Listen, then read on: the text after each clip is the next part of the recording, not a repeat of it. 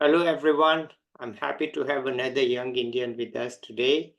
Right now, we have Priya Patil. Let's listen to her. Over to you, Priya. Thank you so much, sir, for having me here. It's a privilege for me to be here, honestly. And just to begin with, I would like to share who I am, where do I come from. So my name is, as you said, Priya Patil. I hail from like my native town is Kolhapur, Maharashtra, but I do come from a army background, and I feel extremely proud about it because it has given me. My father was in Indian Army, and that has given me the exposure to multiple states across India. So I kind of brag also about it that by the time I was in my master's, it was my 11th place to study.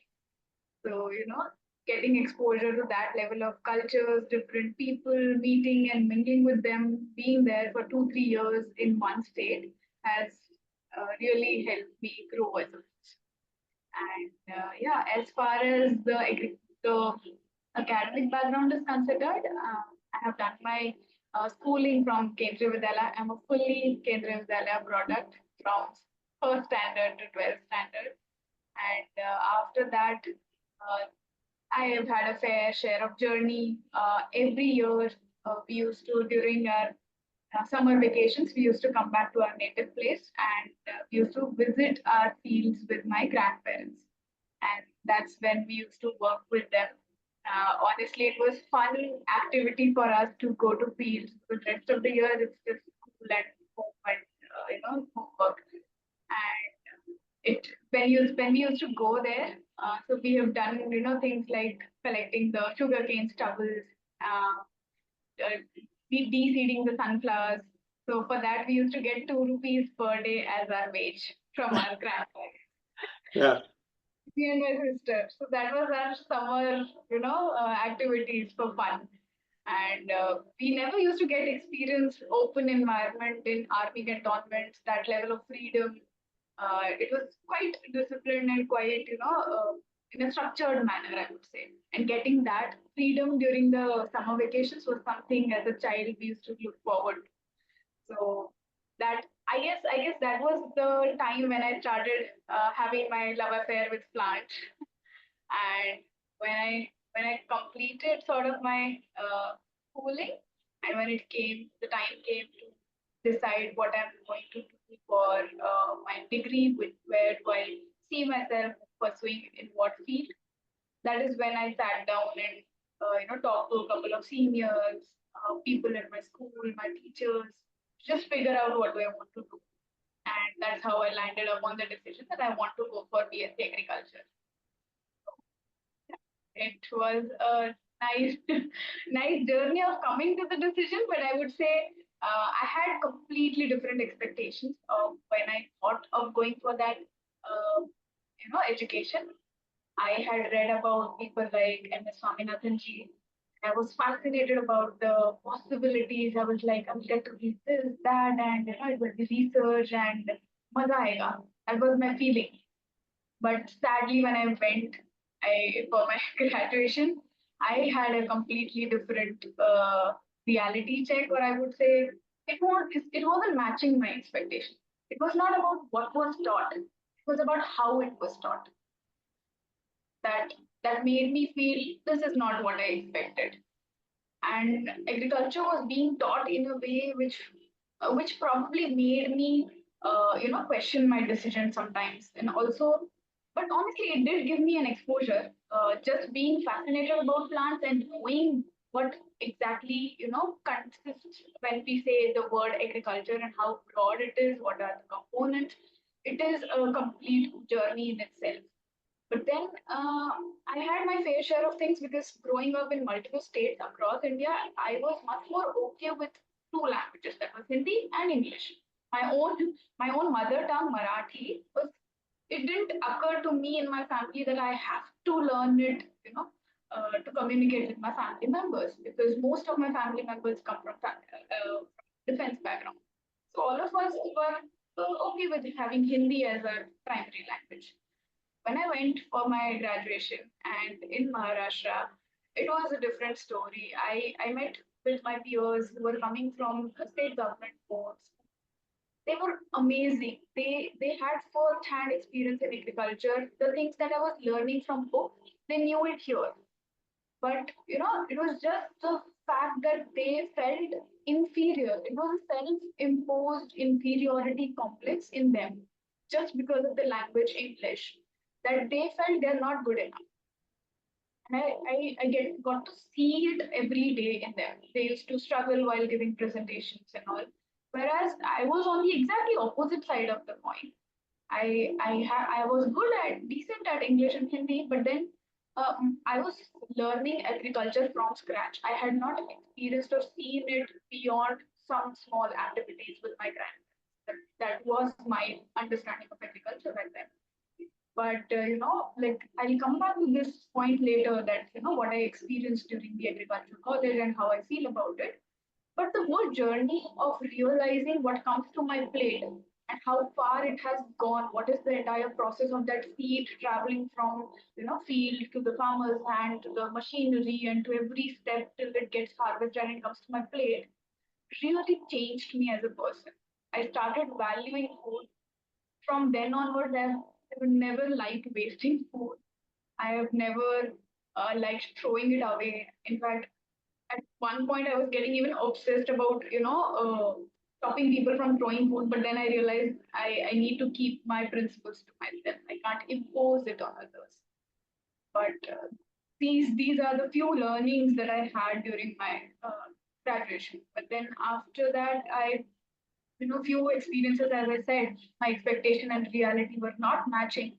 I realized I did not want to pursue my master's in this, but I was very adamant that I want to go for higher studies. And that's when I was reading some articles and books by Sudha Murthy, and I got interested in social work. And that's how this came into the picture. I got to know that this is a really good college, and people like Medha Bhatkarji and all have come from the same college. So that was a point again to decide where do I want to go. I was fortunate enough to get into this in the first attempt. And again, as many of my predecessors have said on your Vidpeds, this does really change you as a person. It is a life-changing experience. So I've had my own share. Like starting off when I came to Mumbai as a city for the first time, even after having visited, stayed into multiple cities, states across India, when I came to Mumbai first time, I was terrified because that was the first time I was staying away from my parents, first time staying in a metro city. I had stayed in places like Pathankot, Siliguri and others, but those were smaller cities.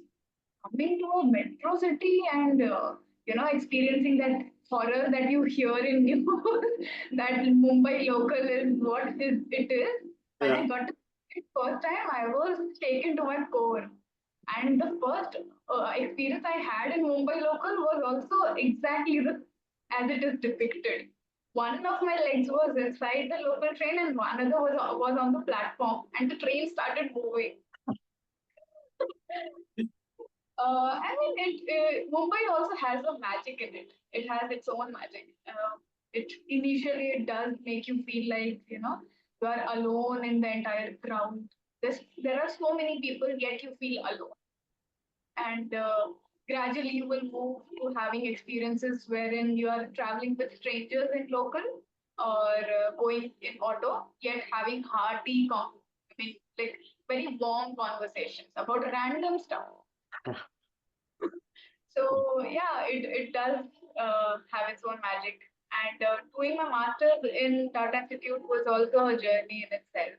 Uh, like as I recount now, starting off like when I came here. So in Tata Institute, what happens is like in our first year of masters, even if I have say specialization in social work, livelihood, and social entrepreneurship. For the first year field work, we get placed under some other specialization. So I got placed in a government shelter home, which was under the different department called criminology and social justice.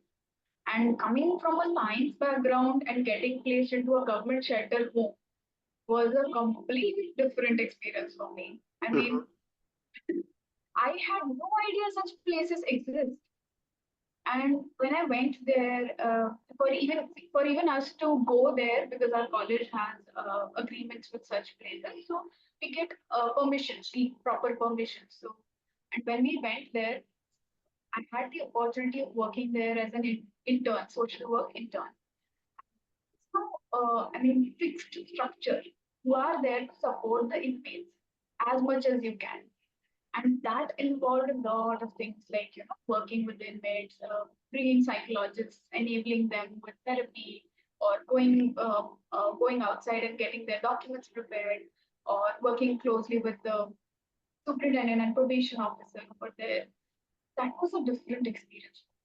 In going every Monday, Tuesday over there, looking at women who are somehow, I would say, not okay, because these are cases wherein they are either absconding or missing from their families.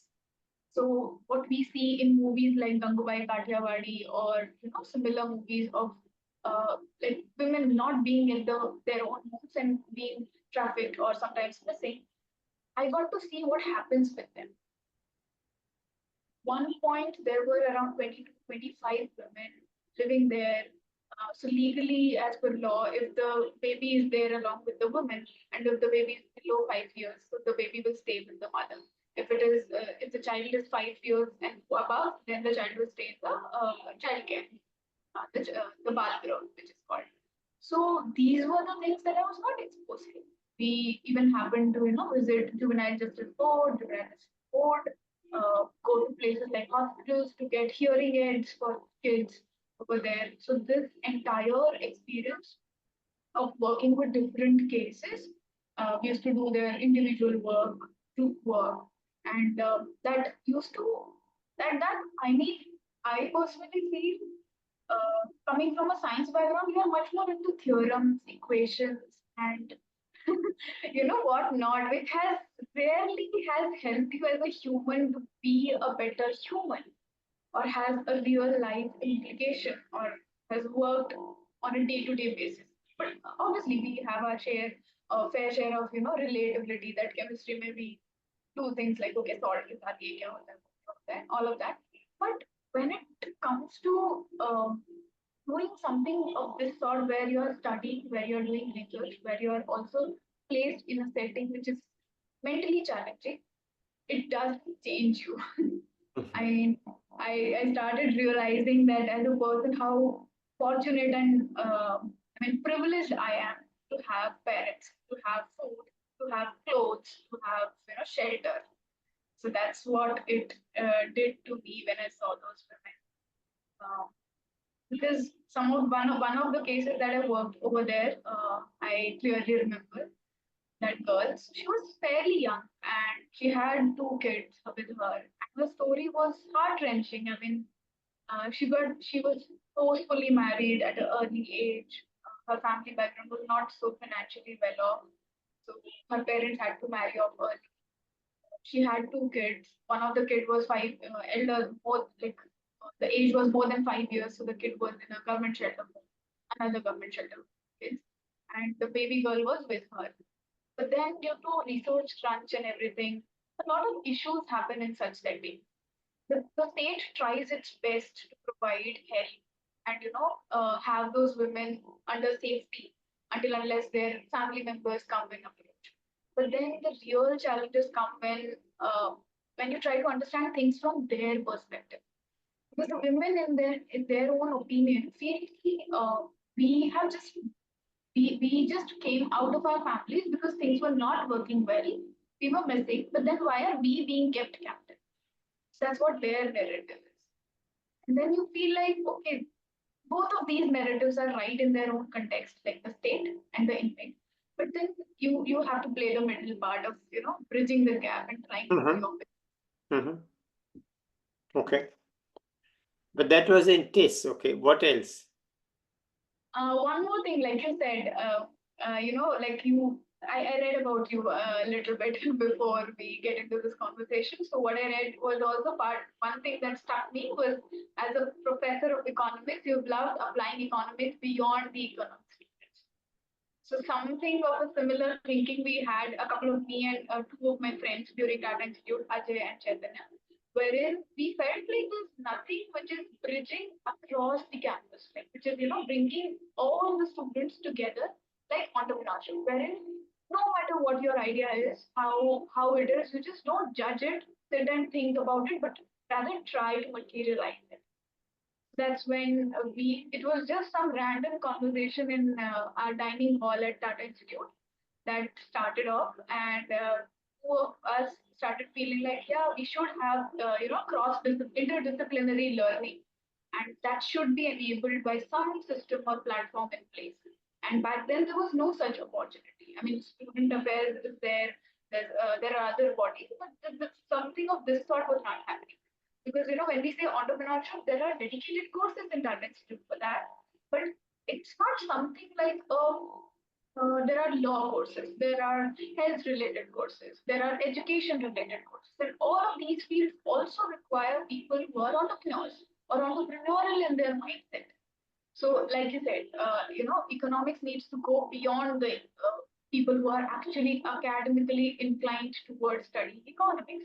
So, like that, we wanted to create a platform, and that's how iLabs was born. It was a brainchild of one of my friends, and we collectively, three of us, started building it.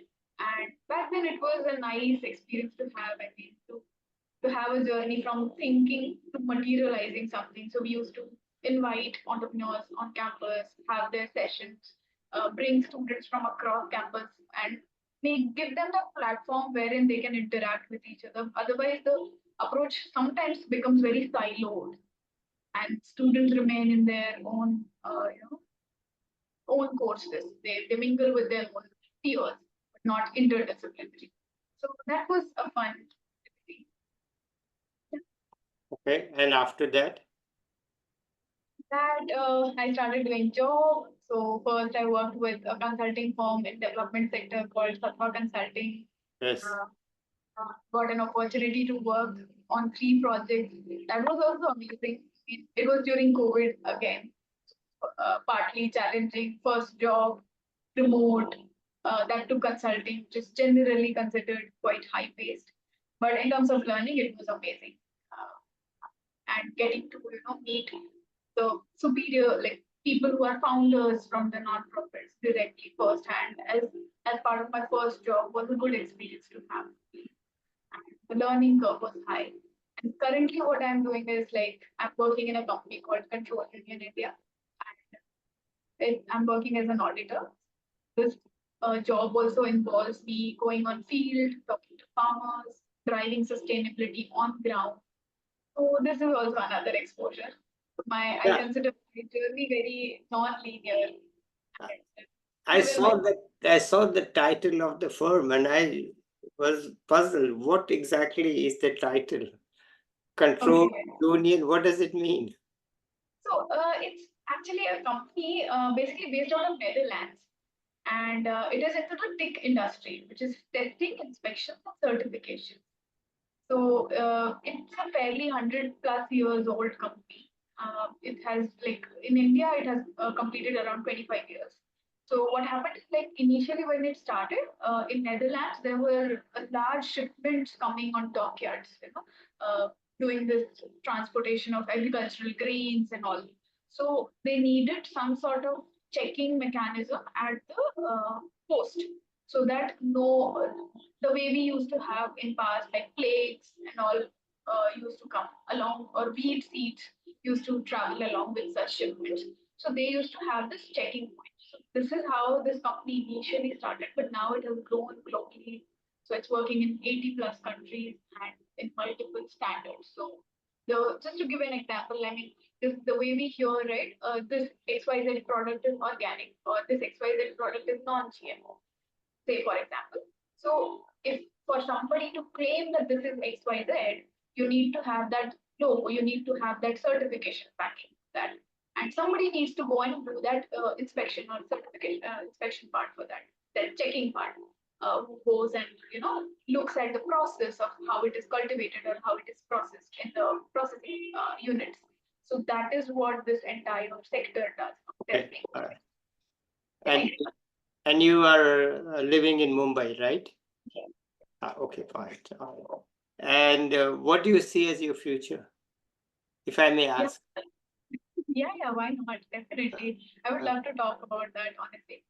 As I said, like my journey somehow revolves around agriculture. Even if I went to, masters in a different field or worked as a consultant, I come back to agriculture. That is something. Yeah, one more thing I want to say. I After my first job and before this job, I also prepared for civil service for 2 years. And that was when I took agriculture as my optional. So one thing that I see as a future is I've seen agriculture from a student point of view, and also now as a professional point of view, I'm looking at it. Few things that I have realized over the years is that, like I mentioned before, there's no dearth of people having full agricultural knowledge in India, but there are few problems around it which kind of holds them down, and they're not able to explore the potential, including people like me. When I say this, it's like say there are people who know how to set up a greenhouse, right? End to end, they can do it and they can make it fully automated.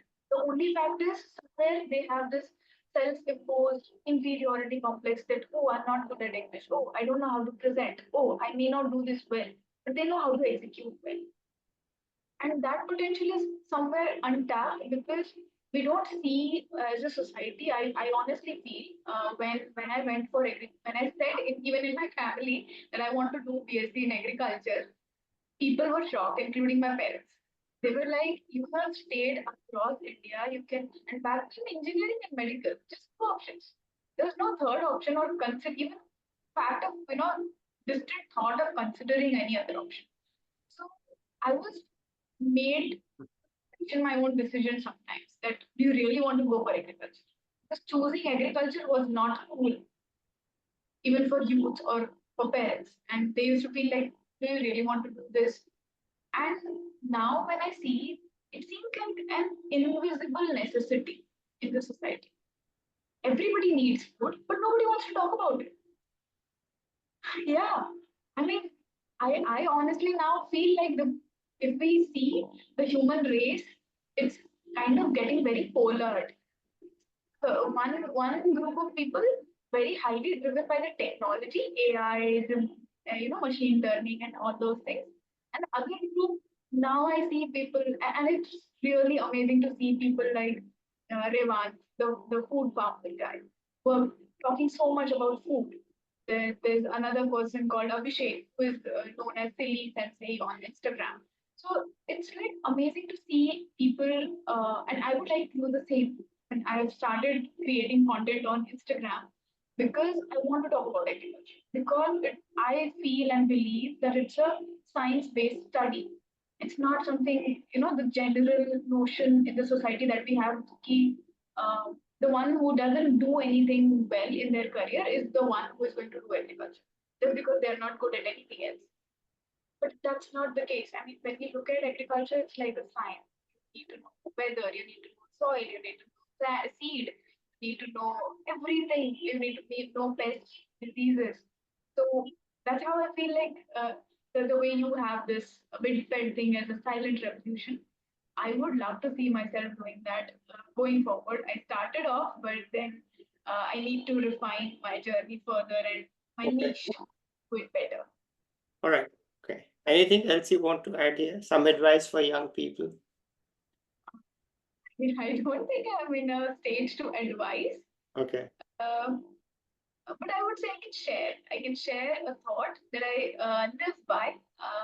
One thing that I honestly believe as a person that has so far, whatever my journey has been, um, I feel proud about all my decisions so far just because I have relied on curiosity and impact as my driving factors. So if I'm curious about something, I go read about it, I learn about it, and I see if it is going to create any real world impact and if it aligns with my values and beliefs. I simply go ahead and Okay. All right. Wonderful. All right. Anything else you want to tell us? something I started thinking of lately is that few things not related to what I've talked so far, but few things that I've started realizing that now that I'm closely approaching 30s. So I'm 28 right now. So something that I've started really thinking about is health, especially female health in India. What we consume, how we think. Females in India stop their play at a very early age than males. Our playgrounds are no more accessible when we turn, say, 10 or 14 years. And males can literally play even when they have kids, right?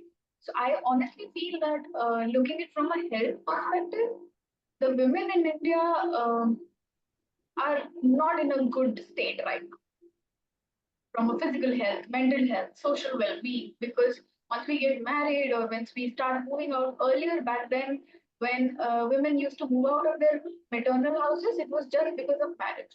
But now, majority of us, like the biggest reason of migration is also education. And the moment we leave our houses for education, you leave it. After that, you are not going to come back and stay like previous. And what that does is it leads to sometimes a silent crisis of loneliness, a crisis where you do not have a social network in cities, people to mingle with, people to do some like play or some activities with, which assist you to maintain your health. It is becoming increasingly difficult to manage your finances, to manage your job, to manage your uh, personal things or health for that matter. And that's why we see a lot of increasing cases of health issues in younger generations now. Okay. And the That is, mental stress also, I think, is added these days, yeah, even when people are young. yeah. The information bombarding is actually too much. Hmm. It's just too much information, and so I feel when we even look at different social media platforms or say Google News for that matter or anything which is giving us data, any kind of data, we have somewhere I personally felt this a couple of days back. We have lost that mental filter, the filter of what do I want to consume and what is being unnecessarily being pushed on my face that I need to consume Hmm. or being made to feel that I need to or I have to consume because otherwise I'm missing out something. Hmm. So that feeling of oh my god, I don't know this, or I don't know how the Ambani's wedding happened or who all came. If I don't know that, I don't have a stay in the social gatherings, those gatherings that happen. It's just a random example because it's happening right now. So those kind of things make you feel like you have to consume that information. Whereas the reality is you do not. You don't Hmm. need. Hmm. And that having losing that filter, that mental filter of what I want to consume actually versus what Hmm. I'm ending up consuming is actually burdening us, overburdening us with unnecessary information, which is most of the times not even serving us any purpose. Right. Agreed. Uh, there's too much information. Information. And Uh, yeah, I mean, there's a lot of if I see as a youngster, there's just a lot of work to do. There are a lot of possibilities to have, and people of my age, even younger, I see when I talk, they're full of hope. They still have hope in everything around, and the fact that earlier generations, thought of philanthropy or giving back to the society at their 50s or 60s, that is happening way earlier now. yes, definitely. That is so good to have. I mean, but that does not get acknowledged. Yeah. Uh, Some youngsters are getting judged more than getting acknowledged. yeah. That the feeling that we get when we are out working as professionals, or Hmm. most of the times the feeling that we get from our seniors, superiors, is like Oh, you are young, you don't know this. Oh, you need some more time to be able to open your mouth. Oh, you need this grounding. Oh, this idea that you're proposing is not going to work. So we feel like we're not being heard. I I mean, know it. That's why there's this channel. yeah. And that's what I And was thinking. Oh, I'm fully aware of it. yeah, Why yeah. do you think I created this channel? Because of this stupidity, You have to No, deal and say, what the heck is this going on? These younger people, they know more than you. And you are telling them they don't. So anyway, you are just validating the rationale for this channel. Okay. So it's not. I think it's not a game of more or less, but as a game of we know something, you know something. Tell us how to do it better if you know. right. Have that acceptance towards the youngsters that you are the adult with experience. You're coming with a rich, Yeah. background. You can teach us better if you know. Yeah. All right. So yeah, that's something I wanted to talk about. Okay, great. I'll talk to you offline about this. If you have nothing else to say, let's end it here. Yeah. And uh, I'll be back. Let's say bye to the viewers. I'll be back with another young expert or an expert or a young person soon. Bye to them. Bye, everybody. Bye. Thank you so much, sir. Bye.